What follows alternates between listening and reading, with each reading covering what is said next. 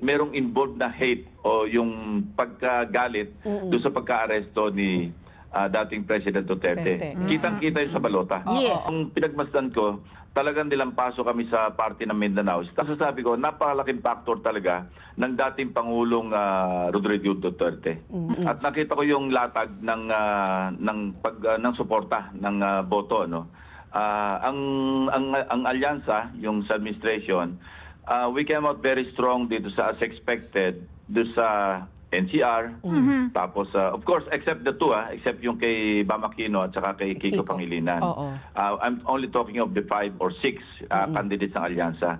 Nung pinagmasdan ko, talagang nilampaso kami sa party ng Mindanao, starting Region 9, 10, 11, 12, Caraga. Yan, talagang lampaso talaga kami. Makita mo sa linyada, pag tiningnan mo yung top 12, wala ka makita halos na taga-alyansa doon. Minsan nasisingit si Manny Pacquiao, minsan nasingit kung mabibilang pa namin si Camille Villar, nasa alyansa, minsan nasisingit siya doon. Pero talagang pag tiningnan mo, very evident. Ang talaga nasa top 12, lahat ng yung sinasabi ng Duterte. Pero 5 doon ang talaga na, halos lahat sila actually. Yung 10 plus 2, minsan pumapasok ka si Amy, tapos si Camille. Ganun na naging latag. So, napakaliwanag na pagdating sa Mindanao, ganun ang distribution ng boto. So, masasabi ko, napakalaking factor talaga ng dating Pangulong Rodrigo Duterte. Masasabi ko, napakalaking factor talaga ng dating Pangulong Rodrigo Duterte sa resulta ng halalan sa midterm elections. Ano po ang assessment ninyo sa boto po ng mga Pilipino ngayong midterm elections?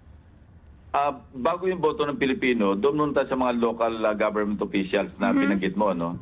Kasi marami sa mga administration candidates walang kalaban. Ano post nga? Ibig sabihin, kaya nilang mag-focus doon sa mga senatorial candidates ng administration na kung saan hindi naman ito yung parang true violence o intimidation o kaya vote buying. Hindi naman tungkol doon. But they could have easily used their influence over their constituents. Kasi kaya nga sila walang kalaban kasi napakalakas ng influence nila doon sa mga lugar nila. Yun ang nakikita kong parang hindi nakapag-deliver para sa administration candidates. Or, it could be that, or yung mga botante talagang voted based on their own beliefs, based on their own parang conscience na kung ano yung pananaw